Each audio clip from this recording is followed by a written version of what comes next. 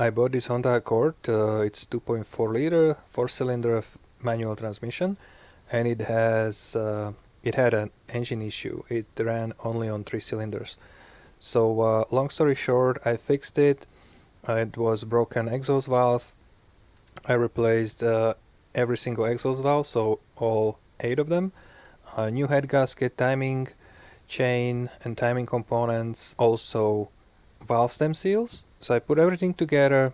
I drove it for like a couple hundred kilometers, and then the engine oil light came on. I was like, okay, so that might be a PCV which I haven't changed. So I did that. So then another few hundred kilometers later, the engine oil was getting low again. So when there are multiple reasons why the engine consumes too much oil, and the first one which came to my mind is a head gasket, that's a brand new. Valve stem seals, brand new. There is a PCV valve, brand new. And what else? Piston rings, of course. So I did a couple tests on the compression on each cylinder here. And in the meantime, you could see the condition of each spark plug from cylinder number 1 to 4, and then also a video of my borescope camera of cylinder number 1 to 4.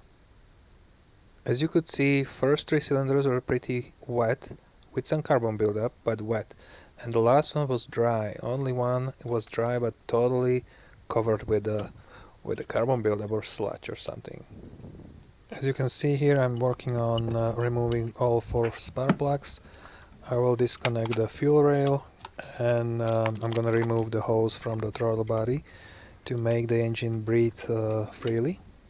And before I crank the engine over, I pull the throttle all the way down and then crank it over for like 5 or 6 times. Unfortunately, I lost the footage of dry compression test for cylinder number 3 and 4. I will show you cylinder number 1 and 2. And just for the record, the engine is fully warmed up, and the minimum pressure you should read on the gauge is 135 psi. And for cylinder number 3 and 4, there were pretty much the same results as number 2, about 130 psi. And the pressure difference between all cylinders was not more than 15 psi.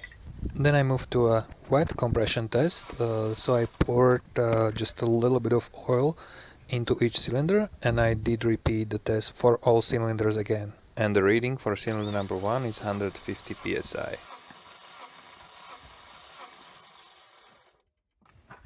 And you see that cylinder number 2 jumped up to 165 psi.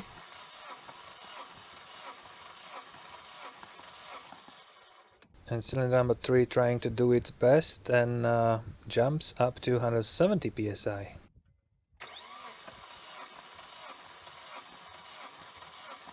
And finally cylinder number 4 is at 160 psi. So after doing those 2 tests, now I clearly see that compression on all cylinders is pretty low. Only cylinder number 3 is at minimum threshold, which is 135 psi. Number 1, 2 and 4 are below that. And doing the wet test, clearly you can see that the pressure jumped like in average like 30 psi more. So that shows me that something is going on with the piston rings. In normal conditions, you're supposed to have a little bit of vacuum in your crankcase. And now I'm gonna show you with a piece of paper what kind of pressure I do have in the crankcase. Well, I think there is no need for a leak down test, right?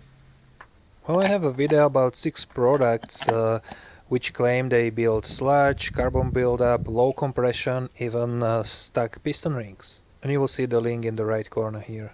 And from the test I picked Rislone, which I like the most, and I try to use it in my case, in my application here, with a low compression, possible stuck rings. Not sure what is the cause of this, but probably worn piston rings. But I gave it a try before the engine disassembling. I fired it up, let it warm up a little bit, and I checked the oil at 227,205 kilometers. So you can see the oil level is perfectly fine.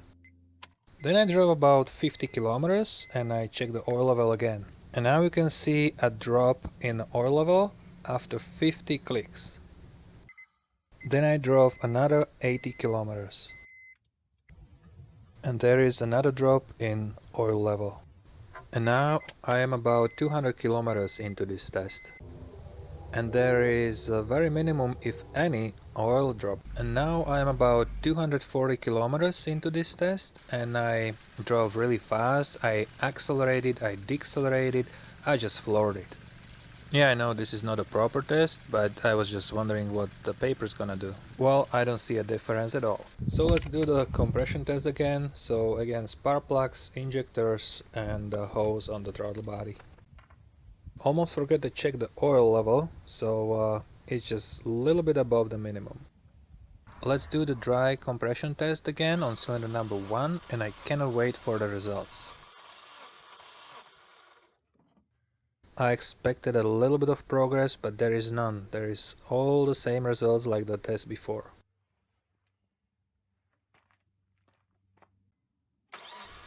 On cylinder number 2 I was even getting a little less than the pressure test before, 130 psi. Let's keep going to cylinder number 3, and we are getting 130 psi on cylinder number 3.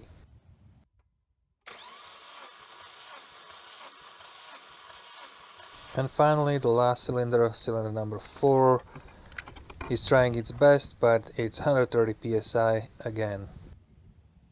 Was this treatment successful? No. Was Rislone the problem that it wasn't successful? I don't think so. So in the instructions, Rislone is saying it's supposed to take 150 kilometers or 2 days of driving, whichever is longer probably, and if this treatment doesn't work, you should apply another, or you should go with another treatment.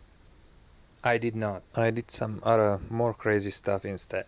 Well, I'm not saying that I didn't expect something better, because Rislone claims that this product should be applied when you have low compression or worn piston rings. But I will know for sure if I disassemble the engine and I do some measurements, so then I know what the problem is. But before I do that, I have another crazy stuff I did to my engine before I take it apart. I actually did a hot bath to all of my cylinders. Stay tuned, and thank you for watching.